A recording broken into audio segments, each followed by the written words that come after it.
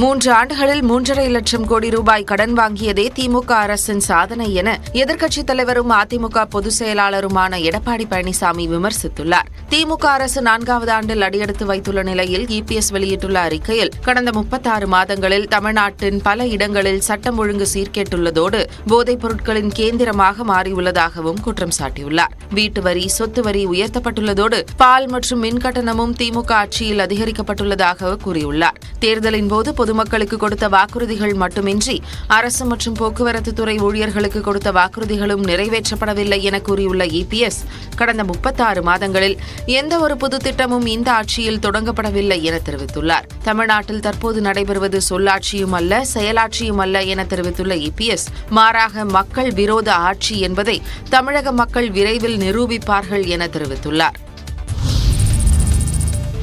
திமுக அரசின் 3 ஆண்டு கால ஆட்சியை எதிர்க்கட்சித் தலைவர் எடப்பாடி பழனிசாமி விமர்சித்திருந்த நிலையில் தமிழ்நாட்டை இருளில் மூழ்கடித்து ஆட்சி செய்தவர் எடப்பாடி பழனிசாமி என்று திமுக அமைப்புச் செயலாளர் RS பாரதி பதிலளித்துள்ளார். எடப்பாடி பழனிசாமி முதலமைச்சராக இருந்தபோது ஜெயலலிதாவைப் போல சட்டப்பேரவை விதி 110 கீழ் தினம் ஒரு அறிவிப்பை வெளியிட்டதாகவும் அதில் எதுவும் செயலுக்கு வரவில்லை எனவும் RS பாரதி விமர்சித்துள்ளார். அதிமுக ஆட்சியின் போது தூத்துக்குடியில் ஸ்டெர்லைட் ஆலைக்கு எதிரான போராட்டத்தில் 13 பேர் கொல்லப்பட்டதாகவும் பொள்ளாச்சியில் இளம்பெண்கள் கடத்தப்பட்டு பாலியல் வன்கொடுமைக்கு உள்ளானதாகவும் அவர் குற்றம் சாட்டியுள்ளார். மாணவிகளை தவறான பாதைக்கு அழைத்த பேராசிரியை நிர்மலா தேவி விவகாரம் மறந்துவிட்டதா என்று கேள்வி எழுப்பியுள்ள RS பாரதி, சாத்தான்குளம் லாக்அப் மரணங்கள், கோடநாடு கொலை, கொள்ளை, குட்கா வழக்கு உள்ளிட்டவற்றை சுட்டிக்காட்டியுள்ளார்.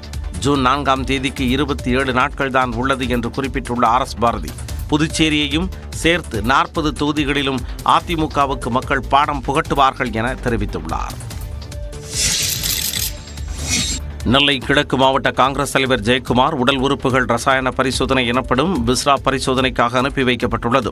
நெல்லை கிழக்கு மாவட்ட காங்கிரஸ் தலைவர் KP ஜெயக்குமார் உடல் எரிந்த நிலையில் மீட்கப்பட்ட நிலையில் அந்த இடம் முழுவதும் காவல்துறையின் முழு கட்டுப்பாட்டின் கீழ் கொண்டுவரப்பட்டது. KP ஜெயக்குமாரின் உடல் கண்டெடுக்கப்பட்ட இடத்தில் 3 நாட்களாக அங்குலமாய் தடய அறிவியல் அதிகாரிகள் சோதனை நடத்தி வரும் நிலையில் தடயங்களை சேகரிக்கும் பணிக்கு இடையூறு ஏற்படாத வகையில் இரும்பு தடுப்புகள் வைக்கப்பட்டுள்ளன. இதனிடையே உடற்கூறாய்வில் ஜெயக்குமார் உடலில் இருந்து எடுக்கப்பட்ட கல்லீரல், இரைப்பை, நுரையீரல், உணவு குழாய், சிறுநீரகம் உள்ளிட்ட உடல் பாகங்கள் ரசாயன பரிசோதனைக்காக அனுப்பி வைக்கப்பட்டுள்ளன. நெல்லையில் உள்ள தடய அறிவியல் ஆய்வகத்தில் பரிசோதனை மேற்கொள்ளப்படுகிறது.